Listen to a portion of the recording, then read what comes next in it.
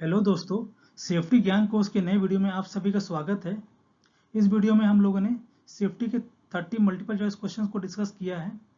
ये सारे क्वेश्चंस किसी भी सेफ्टी की written examination point of view से बहुत इंपॉर्टेंट है, सो वीडियो को पूरे एंड तक देखिएगा। अगर आपको क्वेश्चंस के आंसर पता है तो प्लीज़ उस क्वेश्चन नंबर डाल के उसका आंसर कमेंट सेक्शन में डालिएगा। इससे हम लोग वीडियो को इंटरेक्टिव बनाएंगे। तो चलिए पहला क्वेश्चन देखते हैं। Fire can be reduced by removing option A oxygen, option B heat, option C fuel and option D any of it. So correct answer जो है वो option D any of it है। चलिए समझते हैं इसको। फायर को समझने के लिए हमको पहले फायर ट्रायंगल का पता होना चाहिए। फायर ट्रायंगल के 3 कंपोनेंट्स होते हैं, हीट, फ्यूल, ऑक्सीजन। अगर तीनों कंपोनेंट एक साथ अवेलेबल हैं या एक साथ प्रेजेंट हैं तो फायर लगने के चांसेस हैं। तो अगर हमको फायर को रिमूव या रिड्यूस करना है तो हमको इन तीनों में से कोई एक कंपोनेंट को हटाना पड़ेगा ताकि फायर का जो ट्रायंगल है वो इनकम्प्लीट हो जाए। इसके लिए इसका आंसर जो है वो ऑप्शन डी है, any of it. Question number 2, what is STEL? Option A straight term experience loss, option B short term exposure limit, option C short term energy level and option D small training experience level. इसका correct answer है option B short term exposure limit. Short term exposure limit जो है वो concentration है किसी भी substance का जो कि वर्कर को एक्सपोज हो सकता है up to 15 minutes without experience any adverse effect. इसको हम डिटेल में कवर करेंगे जब हम ऑक्यूपेशनल हेल्थ एंड हाइजीन को कवर करेंगे, लेकिन एग्जामिनेशन पॉइंट ऑफ व्यू से आप समझिए STEL का जो फुल फॉर्म है वो short term exposure limit.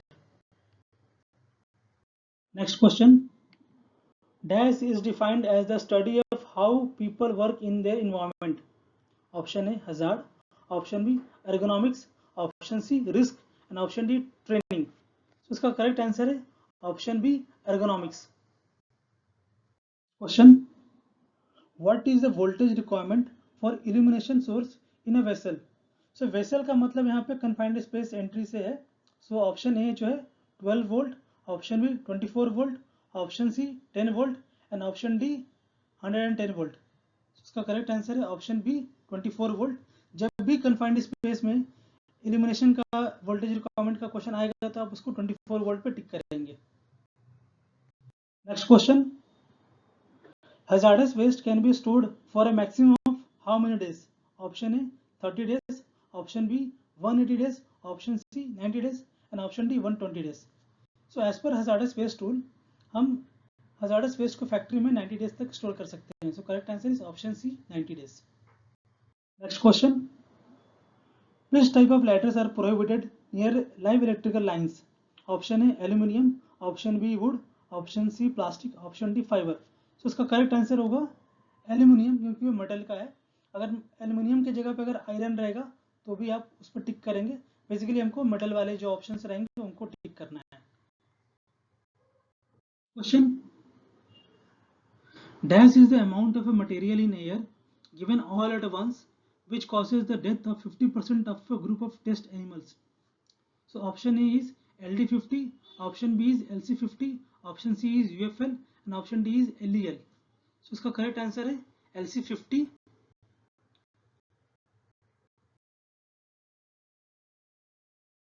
Next question,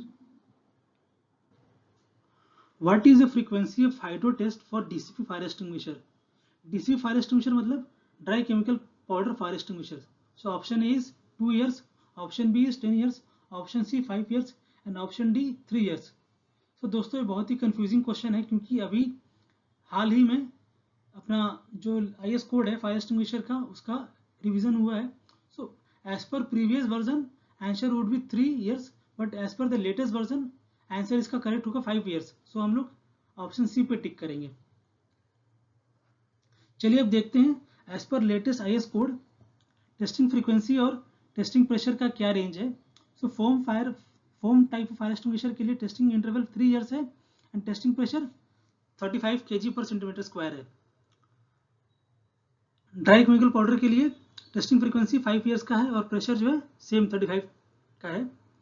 carbon dioxide के लिए testing frequency 5 years and minimum pressure is 225 kg/cm²। अगर प्रीवियस वर्जन में आप देखेंगे तो इसका जो रेंज था वो 250 था, उसको चेंज करके 225 किया गया है। सो इसको आपको अच्छे से याद करना पड़ेगा। और वाटर टाइप जो फायर एक्सटिंग्विशर है उसके लिए टेस्ट इंटरवल 3 इयर्स का है और प्रेशर जो है 35 का है। सो आप यहाँ पे देख सकते हैं 5 तरीके के फायर एक्सटिंग्विशर हैं, जिनमें 4 फायर एक्सटिंग्विशर में जो प्रेशर है वो 35 का है और टेस्टिंग ईयर जो है वो 2 के लिए 3 इयर्स है और 3 के लिए 5 इयर्स है। तो अकॉर्डिंगली आपको अच्छे से याद करना पड़ेगा और ये as per latest version of IS code है। Question, which is the least effective hierarchy of control? Option A, elimination. Option B, administrative control. Option C, engineering control. And option D, PPE. बहुत ही simple question है, इसका correct answer होगा option D, PPE। चलिए अब देखते हैं hierarchy of control कैसा होता है। सो ये हायरार्की ऑफ कंट्रोल का डायग्राम है। सो पहला जो प्रेफरेंस होता है हायरार्की ऑफ कंट्रोल में वो होता है elimination, second is substitution, third is engineering control and fourth is administrative control and last is PPE। सो अगर क्वेश्चन हायरार्की ऑफ कंट्रोल से आता है तो आपको ये ट्रायंगल अच्छे से याद होना चाहिए। और एलिमिनेशन का मतलब क्या है, हमने फिजिकली हजार्ड को रिमूव कर दिया है। सब्स्टिट्यूशन का मतलब क्या है, हमने हजार्ड को सब्स्टिट्यूट किया है। फॉर एग्जांपल अगर मान लीजिए कोई ऑपरेशन है जहाँ पे हम हार्मफुल केमिकल्स यूज़ कर रहे हैं, तो उसकी जगह पे अगर हमने कोई लिस्ट या कोई लेस हार्मफुल केमिकल अगर हमने यूज़ किया है, that is called a substitution. Engineering control का मतलब क्या है, हमने कुछ इंजीनियरिंग चेंजेस किए हैं, जैसे कि मान लो कि कोई रोटेटिंग पार्ट है, वहाँ पे हमने अगर मशीन गार्डिंग लगा दिया रोटेटिंग पार्ट्स को कवर करने के लिए, तो that is engineering control. Administrative control मतलब हमने एसओपी बनाया, उस पर लोगों को ट्रेनिंग दिया, तो that is administrative control. And last जो है PPE, मतलब हमने पर्सनल प्रोटेक्टिव इक्विपमेंट यूज किया। So PPE is always the last control.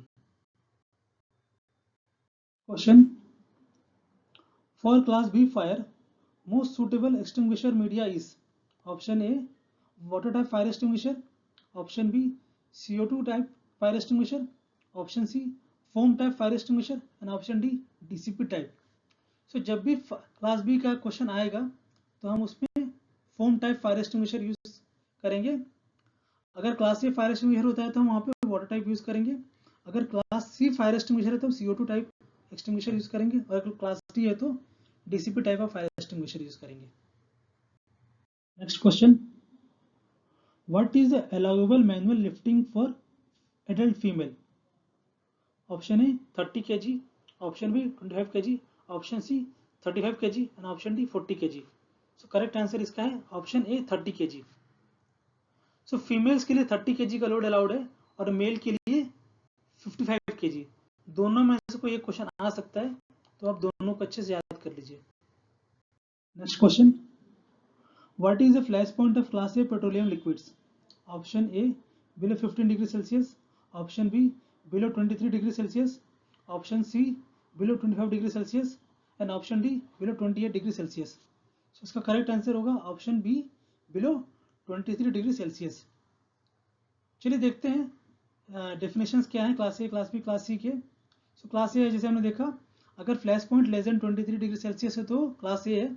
Class B क्या है, ऐसे पेट्रोलियम लिक्विड जिसका flash point greater than 23 degree Celsius but less than 65 degree Celsius. Class C क्या है, ऐसे लिक्विड्स जिनका flash point greater than 65 degree Celsius but less than 93 degree Celsius. So ये तीनों डेफिनेशंस को आप अच्छे से याद कर लीजिए। एग्जामिनेशन पॉइंट ऑफ व्यू से तीनों डेफिनेशन इंपॉर्टेंट है, तीनों में से कोई एक क्वेश्चन आ सकता है।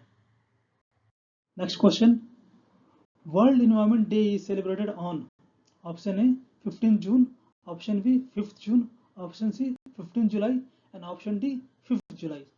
सो correct answer is option B 5 June. Next question, crèche is a mandatory for the workplace having dash number of female workers. Option A 25, option B 20, option C 50, option D 30। so इसका correct answer है option D 30। ये question factors act से है, so इसका correct answer option D है 30। Question, what is the permissible limit for noise at the workplace? So option A is 85 decibel, option B 90 decibel, option C 80 decibel and option D 75 decibel. So as per Indian state factors rule जो limit है वो 90 decibel का है। So answer is option B 90 decibel. लेकिन अगर आप noise जो कि यूएस की गवर्नमेंट बॉडी है वहाँ से अगर आप प्रेफर करेंगे तो वहाँ पे 85 डेसिबल का लिमिट दिया गया है, लेकिन इंडियन कॉन्टेक्स्ट में इसका लिमिट जो है 90 डेसिबल का है, तो हम यहाँ पे ऑप्शन बी पे टिक करेंगे। When a chemical enters the body through the skin, it is called as option A inhalation, option B injection, option C absorption and option D inhalation. So इसका correct answer है option C absorption. Next question. Name the occupational disease caused by working in coal mines. Option A silicosis, option B pneumoconiosis, option C bagasis and option D basionosis. So इसका correct answer होगा न्यूमोकोनोसिस। चलिए अब देखते हैं various types of industries में कौन कौन से ऑक्यूपेशनल डिजीज हो सकती हैं। सो जैसे हमने डिस्कस किया, अगर कोल माइंस में अगर काम करते हैं तो हमको न्यूमोकोनोसिस डिजीज हो सकता है। अगर एस्बेस्टोस इंडस्ट्रीज में काम करते हैं तो एस्बेस्टोसिस हो सकता है। अगर सिलिका वाले इंडस्ट्री में काम करते हैं जहाँ पे सैंड माइनिंग होता है या फिर कहाँ पे ग्राइंडिंग का एक्टिविटी होता है वहाँ पे हमको सिलिकोसिस हो सकता है। अगर कोई शुगर इंडस्ट्री में काम करता है तो उसको बगासिस हो सकता है। अगर कोई कॉटन इंडस्ट्री में काम करता है तो वहाँ पे उसको बाइसोनोसिस हो सकता है। सो ये सब डेफिनेशंस को आप अच्छे से गो थ्रू कीजिए, यहाँ से क्वेश्चन बनने के बहुत इंपॉर्टेंट चांसेस हैं। Question, which among the following is a hazardous waste as governed by hazardous waste management rules?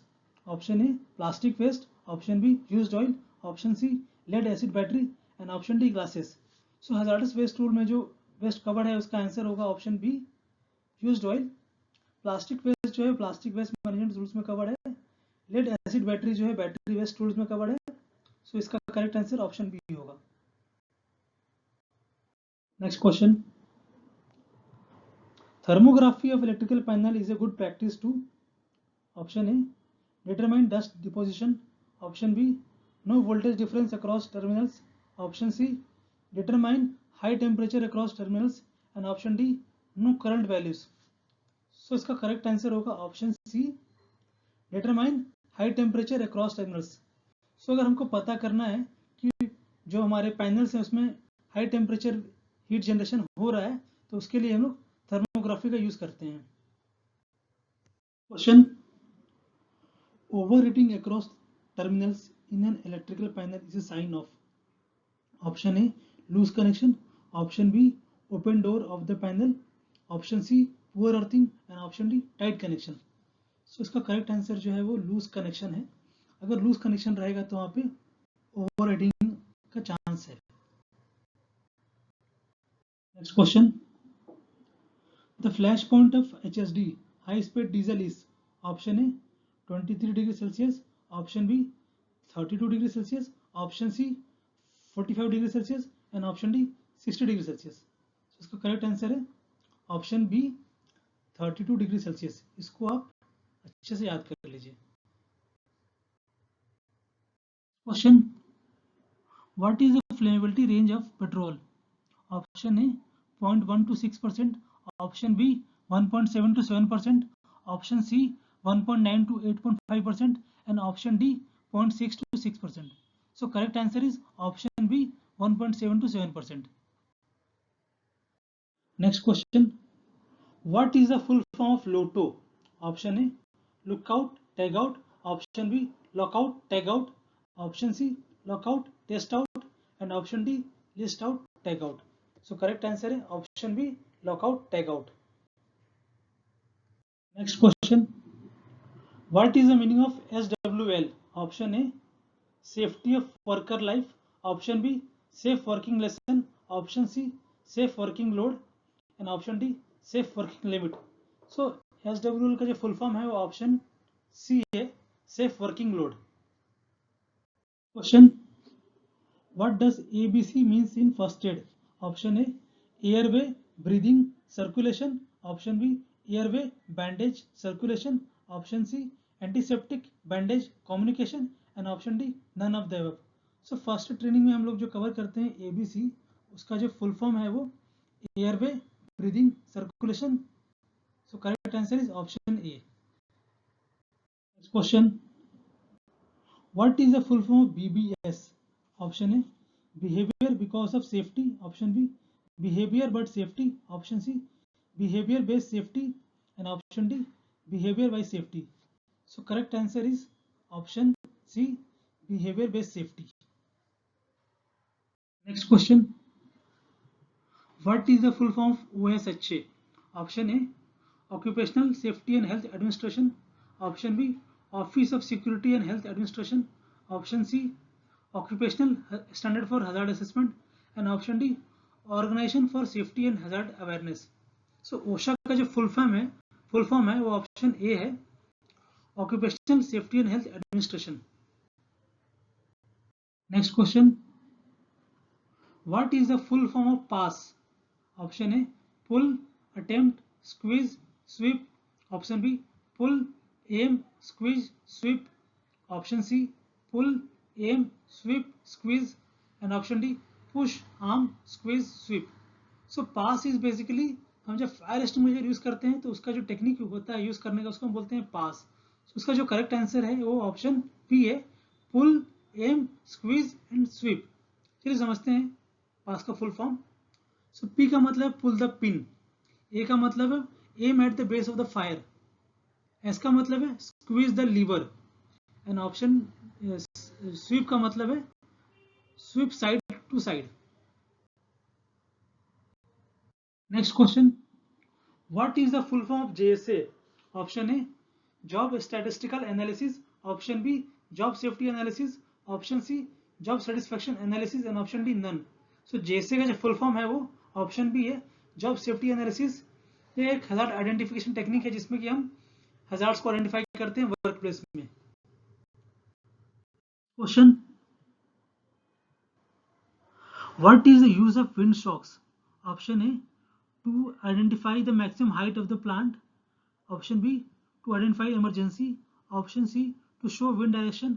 And option D, to improve the wind flow in plant. So इसका जो correct answer है वो option C है, to show wind direction. सो ये photo आपने देखा होगा, हर factory में लगा रहता है. इसका बेसिक पर्पस यही है, विंड डायरेक्शन को शो करना.